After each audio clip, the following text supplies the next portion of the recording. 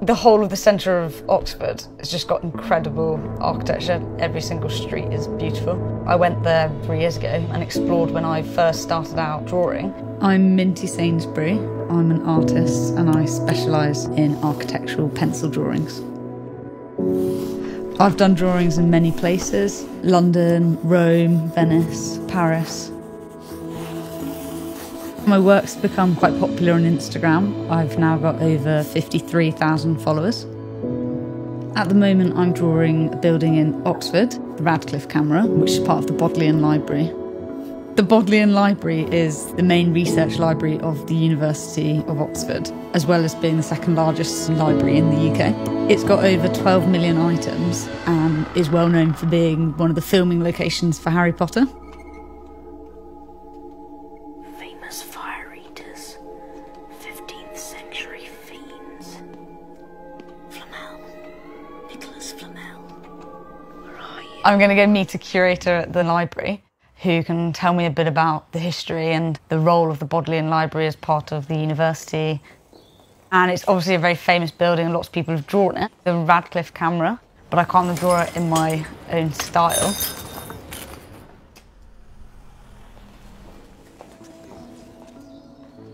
Hello. Lovely to meet you. Nice to meet you.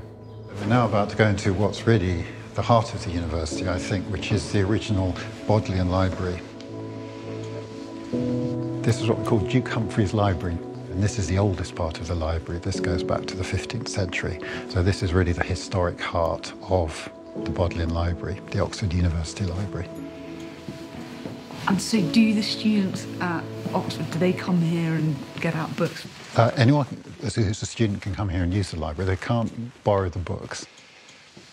Is this where Harry Potter was filmed? Yes. In this library? Yes. Yeah, I Yes, felt it like was. I recognised it. I know you're in there. You can't hide.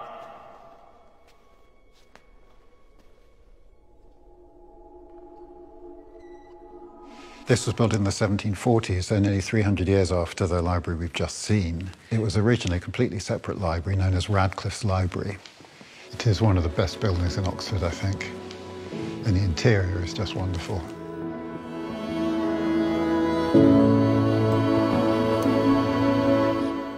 So I studied architecture at university. Then when I went and worked in an architect's office in London, everything's done on the computer. I really missed hand drawing. And I looked at my job and thought, I don't want to be behind a computer for the rest of my life. I really like working up close with something and just really getting into the detail. In your head, you've already imagined what it's going to look like. So as soon as you start working on it, you're just so excited to see your idea come to life. You have to be really patient. The whole of the centre of Oxford has just got incredible architecture, a mixture of Gothic buildings and Renaissance buildings. Probably one of the most well-kept historic centres in the UK. Every single street is beautiful.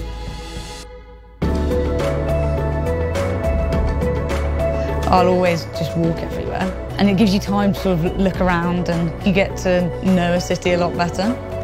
I'll be looking just at the detail in a building, shapes and textures, and if it's a nice weathered building.